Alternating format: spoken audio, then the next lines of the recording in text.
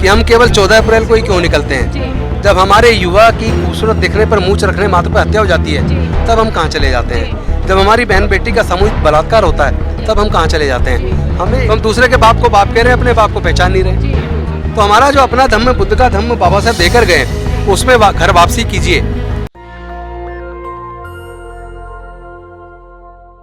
नमस्कार, मैं निधि रतन, आप देख रहे हैं नेशनल दस्तक। इस समय मौजूद है संसद मार्ग पे, उसी मार्ग पे जहां से भारत का इतिहास लिखा जाता है। मेरे साथ है दिल्ली के कैबिनेट मंत्री राजेंद्र पाल गौतम, जो लगातार समाज की आवाज उठाते रहते हैं। और आज हम उन्हीं से जानेंगे कि 2 साल के बाद संसद मार्ग आकर कैसा लग रहा है। सर, हमारे चैनल में आपका स्वागत है।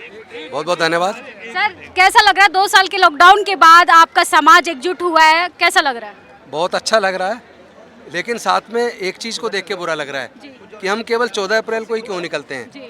जब हमारे युवा की खूबसूरत दिखने पर मूंछ रखने मात्र पर हत्या हो जाती है तब हम कहाँ चले जाते हैं। जब हमारी बहन बेटी का सामूहिक बलात्कार होता है तब हम कहाँ चले जाते हैं। हमें एकजुट होना चाहिए और अपने अंदर के जातिवाद को मारना होगा। अभी तो हमारे लोग ही कहीं गांव में बोर्ड लगा रहे हैं, दी ग्रेट चमार, दी ग्रेट वाल्मीकि। इसका मतलब हम जाति को मजबूत कर रहे हैं, और हम जाति को मजबूत कर रहे हैं तो जाति व्यवस्था को मजबूत कर रहे हैं, और जाति व्यवस्था मजबूत होगी तो जातिगत उत्पीड़न बढ़ेगा। तो हम अगर जातिगत उत्पीड़न से मुक्ति चाहते हैं तो हमें कम से कम अपने अंदर रोटी बेटी का रिश्ता करना चाहिए। आपस में तो मिलजुल के रहना चाहिए। हमें आपस में तो कम से कम भेदभाव बंद करें। दूसरे हमारे साथ पक्षपात करते हैं, लेकिन क्या हमारे लोग आपस में पक्षपात नहीं करते? तो अपने अंदर के जातिवाद को मारिए, समाज को जोड़िए। डॉक्टर बाबा साहब अम्बेडकर भारत को बौद्ध में बनाना चाहते थे, और इतिहास गवाह हमारे पूर्वज बौद्ध थे। तो हम दूसरे के बाप को बाप कह रहे हैं, अपने बाप को पहचान नहीं रहे। तो हमारा जो अपना धम्म, बुद्ध का धम्म बाबा साहब देकर गए, उसमें घर वापसी कीजिए। उसकी तैयारी चल रही है।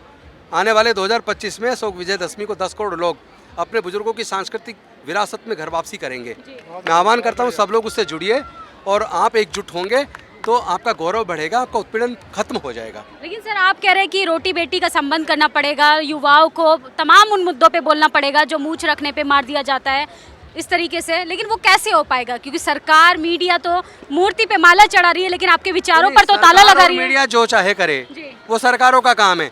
जो समाज के तौर पे हमें करना, हम क्यों नहीं कर रहे हैं? उसके इन्फ्लुएंस में तो आ रहे हैं ना। हम दूसरे के भरोसे पे क्यों बैठे हैं? वो तो इन्फ्लुएंस करेंगे, पूरा मीडिया उनके कब्जे में।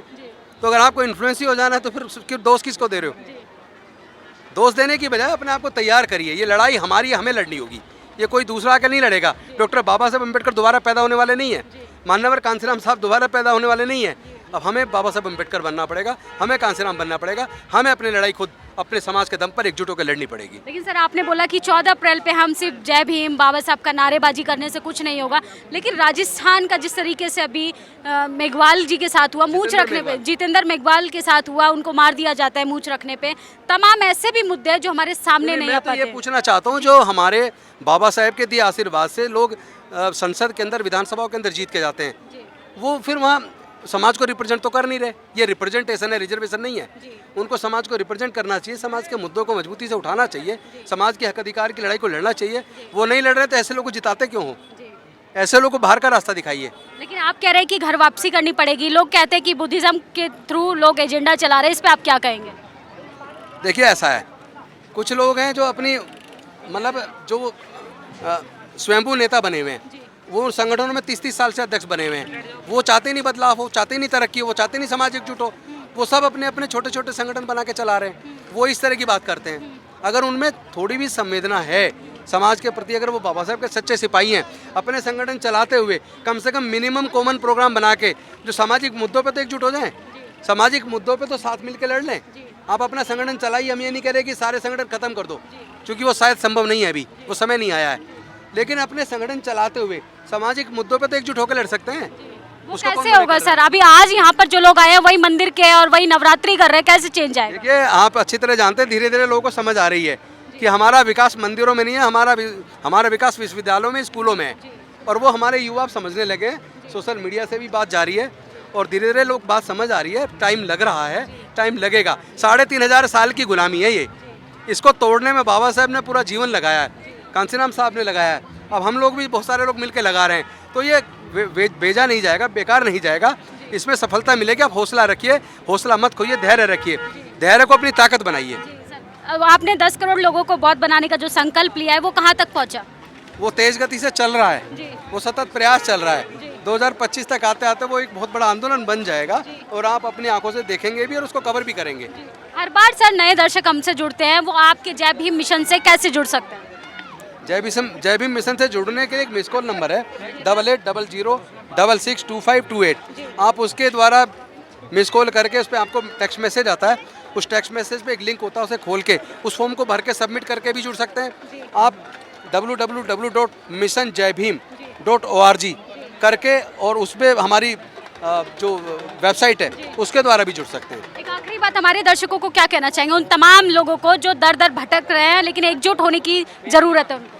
नहीं, मैं तो एक बात कहता हूँ कि समाज के लोग कम से कम अपने मुद्दों पर एकजुट हो जाएं। इधर उधर भटकने की ज़रूरत नहीं है। हम लोग एकजुट होंगे तो संख्या को देख के ही कोई हमें परेशान नहीं करेगा। हम अगर टुकड़ों में बटा रहेंगे तो फिर लोग हमें परेशान करेंगे। तो अगर हम एकजुट होने से जातिगत उत्पीड़न से बच सकते हैं, परेशानी से बच सकते हैं, तो फिर एकजुट होने में दिक्कत क्या है? मैं समझता हूँ सबको एकजुट होना चाहिए। बहुत बहुत शुक्रिया सर हमसे बातचीत करने के लिए। थैंक यू, बहुत बहुत धन्यवाद। ये थे राजेंद्र पाल गौतम। हमने इनसे बातचीत की उन तमाम मुद्दों पे। इन्होंने अपनी बात में बोला कि हमारे जो संगठन के लोग हैं उनको एकजुट होने की ज़रूरत है, तभी देश का विकास हो पाएगा, तभी उनका विकास हो पाएगा। वरना इस तरीके से तो सरकार जो है, तानाशाह सरकार जो है, भगवा चादर उड़ाकर आपको भटकाती रहेगी ताकि आप शिक्षा पे बात ना कर सके, आप फंडामेंटल राइट्स पे बात ना कर सके, आप अपने अधिकारों पे बात ना कर सके। इसलिए अगर आपको जागरूक होना होगा तो यूनाइट होना होगा। यूनाइट होने के लिए आपको सड़कों पर आना होगा। सिर्फ जय भीम बोलने से या 14 अप्रैल को सिर्फ जय भीम के नारे लगाने से बदलाव नहीं आएगा। उन तमाम मुद्दों पे हमें सड़कों पर आना होगा जो कास्ट एट्रोसिटी को बढ़ावा देते। जातिवाद पे हम बात नहीं करना चाहते हैं, जातिवाद पे हम सोचना नहीं चाहते हैं, जातिवाद को हम दिखाना नहीं चाहते हैं। लेकिन जातिवाद की जो जड़ें हैं भारत में वो बेहद ज़्यादा मजबूती से अपनी इस देश को जकड़े हुए हैं। हम उसको नाम तो देते हैं सामाजिक भेदभाव, लेकिन सामाजिक भेदभाव अब राजनीतिक भेदभाव में बदलता जा रहा है और इससे आपके बच्चों को, आपके आने वाली पीढ़ियों को वंचित रखने की कोशिश की जा रही है। आपको अगर ये इंटरव्यू हमारा कैसा लगा, आप अपनी प्रतिक्रिया ज़रूर दें। कैमरा पर्सन आशीष के साथ मैं निधि रतन, संसद मार्ग, दिल्ली। नेशनल दस्तक की आपसे गुजारिश है कि अगर इसको बचाना चाहते हैं तो नेशनल दस्तक को सब्सक्राइब करने के लिए रेड कलर के सब्सक्राइब बटन को दबाएं, फिर बेल आइकन की घंटी दबाएं। नेशनल दस्तक को बचाने के लिए बहुत जरूरी है कि हर खबर को शेयर करें, लाइक करें, कमेंट जरूर करें।